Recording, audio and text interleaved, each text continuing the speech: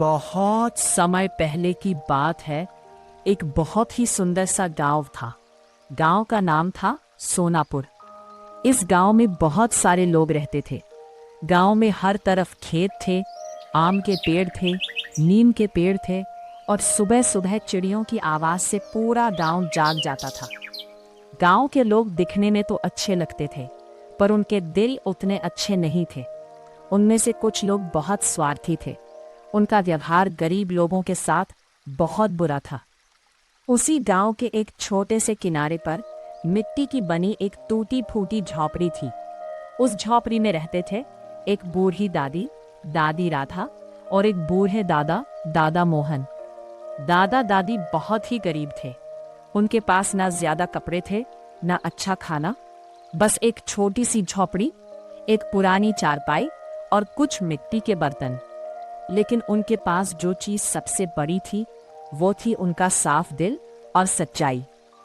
दादा मोहन बूढ़े हो चुके थे। उनके हाथ कांपते थे, पीठ झुक गई थी और आंखों की रोशनी भी कम हो गई थी। फिर भी वो रोज सुबह उठकर गांव में जाते और छोटे मोटे काम करते। कभी किसी के खेत में घास काट देते, कभी किसी के घर लकड़ी काट देते और बदले में उन्हें थोड़ा सा अनाज या कुछ पैसे मिल जाते। दादी राधा भी कम नहीं थी। वो लोगों के घरों में झाड़ू पोंछा करती, कभी बर्तन मांजती और कभी बच्चों को कहानी सुनाकर उनका ध्यान रखती। लेकिन गांव के लोग बहुत निर्दयी थे। गांव के अमीर लोग दादा दादी को मजाक समझते थे। कोई कहता, अरे देखो बूढ़ा मोहन फिर भीख मांगने आया है। कोई कहता, इस बूढ़ी राधा को तो गांव से निकाल देना चाहिए, ये अशुभ है। कुछ बच्चे भी उनके पीछे पत्थर फेंकते थे। कभी उनकी झोपड़ी के सामने गंदगी फेंक देते, कभी उनके पानी का घड़ा गिरा देते। दादी राधा रोती थी, लेकिन दादा मोहन हमेशा कहते, राधा रो मत, ये लोग नासमझ है, भगवान सब देख रहा है।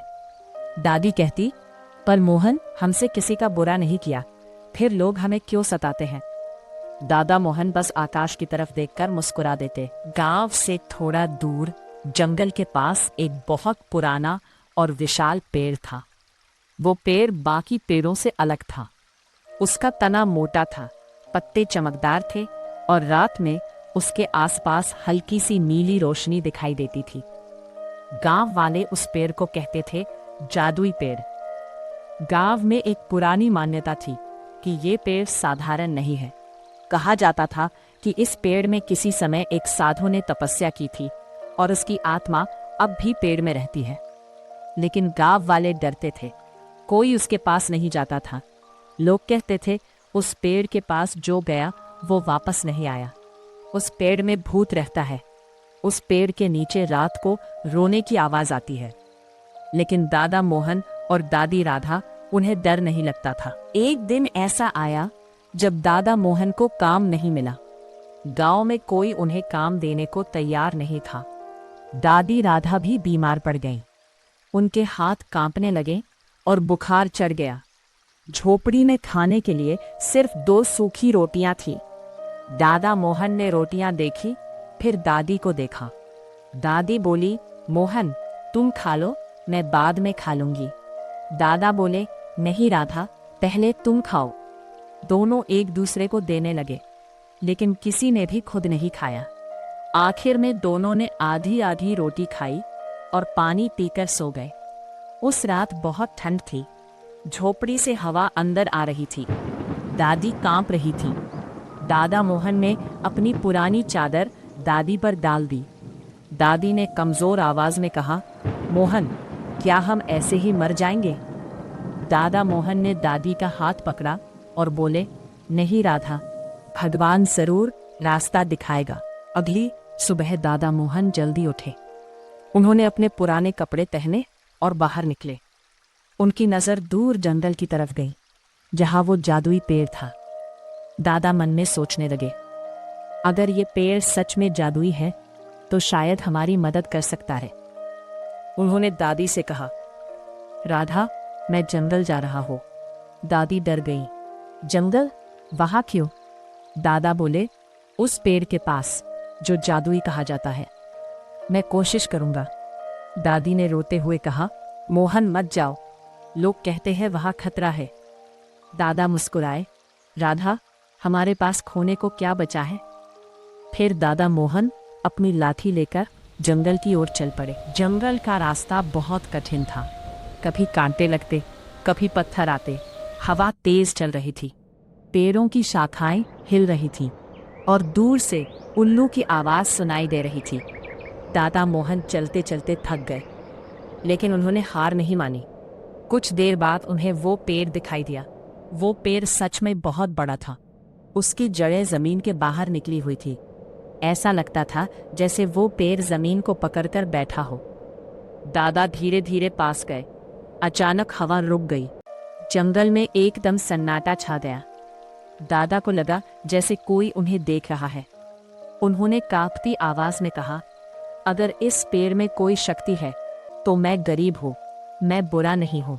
तभी अचानक पेड़ के पत्ते हिलने लगे और पेड़ के तने से एक धीमी आवाज आई, मोहन। दादा डर गए, उनके हाथ से लाठी गिर गई। उन्होंने कहा, कौन?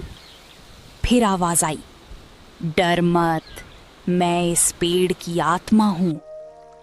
दादा ने हाथ जोड़ दिए, महाराज, मैं बहुत गरीब हूं, मेरी पत्नी बीमार है, गांव वाले हमें सताते हैं, हम भूखी हैं। पेड़ की आत्मा ने कहा, मैं जानता हूं तुम दोनों अच्छे हो, तुम्हारे दिल में कोई लालच नहीं। दादा की आंखों में आंसू आ गए। आत्मा बोली, मैं तुम्हारी मदद करूंगा, लेकिन एक शर्त है।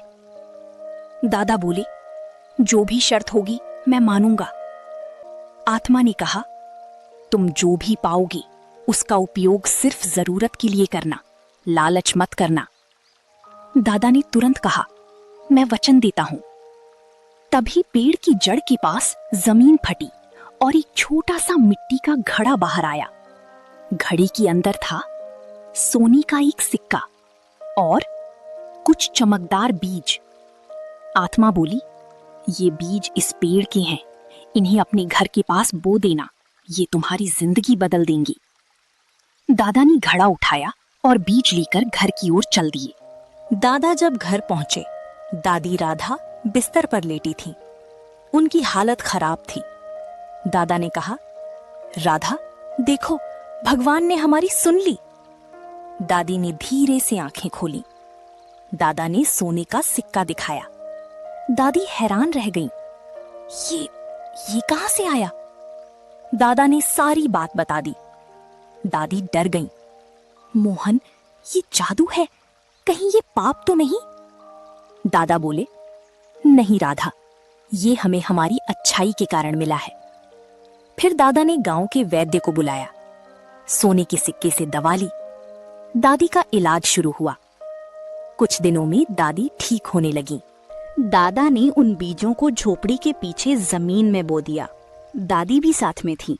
उन्होंने मिट्टी में बीज डाले और पानी दिया। अगली सुबह जब दोनों उठे तो उनकी आंखें फटी की फटी रह गई, क्योंकि वहां एक छोटा पौधा निकल आया था। लेकिन वो पौधा साधारण नहीं था।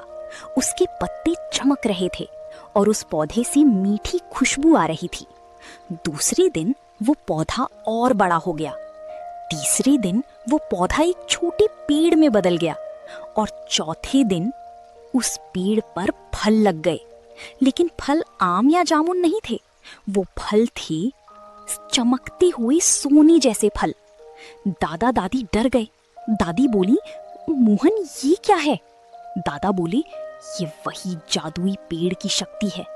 दादा ने एक फल तोड़ा। जैसे ही फल हाथ में आया, वो असली सोना बन गया। दादा दादी खुशी से रो पड़े। अब उनके पास गरीबी खत्म करने का रास्ता था। लेकिन उन्होंने लालच नहीं किया। दादा ने कहा, राधा, हम रोज सिर्फ एक फल तोड़ेंगे, जितना चाहिए उतना ही। दादी ने कहा, हाँ, क्योंकि लालच बुरी चीज है। लेकिन गांव वालों की नजर उस पेड़ पर पड़ गई। एक दिन गांव का एक लड़का वहां से गुजर रहा था। उसने चमकता पेड़ देखा वो भागकर गांव गया और सबको बता दिया, दादा दादी के घर के पीछे सोने का पेड़ उग गया है। ये सुनते ही पूरे गांव में हड़कंप मच गया। अगली सुबह गांव के कई लोग लाठी लेकर दादा दादी के घर आ गए। उनमें गांव का मुखिया भी था, मुखिया भैरव। मुखिया चिल्लाया, अरे बूढ़ों, ये पेड़ कहाँ से लाए, हमें बताओ। दादा मोहन बोले, ये हमारा पेड़ है, भगवान का दिया हुआ। मुखिया गुस्से में बोला, भगवान का दिया हुआ? झूठ मत बोल, ये जादू है, ये पेड़ पूरे गांव का है। गांव वाले बोले, हाँ ये हमारा है, हम भी गरीब हैं, हमें भी हिस्सा चाहिए। दादी रोने लगी। दादा ने हाथ जोड़कर कहा, भाइयों, हम तुम्हें भी देंगे, पर पेड़ को नुकसान मत पहुंचाना। लेकिन गांव वाले लालच में पागल हो चुके थे। उन्होंने पेड़ को तोड़ने की कोशिश की। कोई कुल्हाड़ी लेकर आया, कोई कुदाल लेकर। जैसे ही उन्होंने पेड़ पर वार किया, ठट्टा, अचानक तेज हवा चली, आकाश में बादल गरजे और पेड़ से एक तेज रोशनी निकली। गांव वाले डर गए। तभी हवा में एक आवाज गूंजी, रुको। सब लोग कांप गए। एक चमकदार आकृति हवा में दिखाई दी। वो वही आत्मा थी। आत्मा ने कहा, ये पेड़ उन लोगों को मिला है जिन्होंने सच्चाई और अच्छाई का रास्ता नहीं छोड़ा। मुखिया बोला, लेकिन हमें भी चाहिए, हम भी गांव के लोग हैं। आत्मा ने गुस्से में कहा, तुम लोगों ने इन बूढ़ों को सताया, तुमने इन पर पत्थर फेंके, अब तुम इनकी मेहनत का फल छीनना चाहते हो। गांव वाले चुप हो गए। आत्मा ने कहा, मैं तुम्हें एक मौका देता हूं। अगर तुम अपने पाप स्वीकार करोगे और इनसे माफी मांगोगे, तभी तुम्हें भी कुछ मिलेगा। गांव के कुछ लोगों की आंखों में शर्म आ गई। एक औरत आगे आई और बोली, दादी, हमने तुम्हें बहुत सताया, हमें माफ कर दो। एक आदमी बोला, दादा, हम गलत थे। धीरे धीरे सबने माफी मांगनी शुरू की। मुखिया भैरव भी झुक गया। उसने कहा, मैंने अपने घमंड में तुम्हें बहुत दुख दिया, माफ कर दो। दादा मोहन ने कहा, अगर तुम सच में बदलना चाहते हो तो हम माफ करते हैं। दादी राधा ने भी कहा, हम किसी से बदला नहीं चाहते, बस सब अच्छे बन जाओ। आत्मा मुस्कुरा दी। आत्मा ने कहा, ये पेड़ सोना देने के लिए नहीं, इंसानों की परीक्षा लेने के लिए है। फिर आत्मा ने पेड़ को छुआ। अचानक पेड़ के फल बदल गए। अब वो सोने के फल नहीं थे, अब वो बन गए सेब, केला, आम और कई प्रकार के फल। आत्मा बोली, अब ये पेड़ पूरे गांव को फल देगा ताकि कोई भूखा ना रहे। लेकिन अगर कोई लालच करेगा तो ये पेड़ सूख जाएगा। गांव वाले डर गए और बोले, हम वचन देते हैं। उस दिन के बाद गांव बदल गया। लोग अब दादा दादी का सम्मान करने लगे। बच्चे जो पत्थर फेंकते थे, अब उनके लिए पानी लाने लगे। औरतें दादी को खाना देने लगी। पुरुष दादा की झोपड़ी की मरम्मत करने लगे। गांव वालों ने मिलकर दादा दादी के लिए एक छोटा सा पक्का घर बना दिया। मुखिया भैरव ने सबके सामने कहा, आज से दादा मोहन और दादी राधा हमारे गांव के सबसे सम्मानित लोग हैं। दादा दादी की आंखों में आंसू थे। दादी बोली, मोहन, आज लगता है हमारी जिंदगी सफल हो गई। दादा बोले, हाँ राधा, अच्छाई कभी हारती नहीं। एक रात दादा दादी सो रहे थे, तभी उन्हें सपने में वही आत्मा दिखाई दी। आत्मा ने कहा, तुम दोनों ने दुनिया को सिखाया कि लालच से विनाश होता है और दया से जीवन। अब मेरा काम पूरा हुआ। दादा बोले, महाराज, क्या आप जा रही हैं? आत्मा बोली, हाँ, लेकिन अब ये पेड़ जादू नहीं, आशीर्वाद बनकर रहेगा। सुबह जब दादा दादी उठे तो उन्होंने देखा पेड़ अब साधारण पेड़ था, लेकिन बहुत फलदार था और उसकी छांव बहुत शांति देती थी। गांव वाले उस पेड़ के नीचे बैठकर खाना खाते, बातें करते और दादा दादी को याद करते कि कैसे उनकी वजह से गांव बदला। दादा दादी अब गरीब नहीं थे, पर सबसे बड़ी बात, अब उन्हें इज्जत मिलती थी और उस गांव में कभी कोई भूखा नहीं सोता था।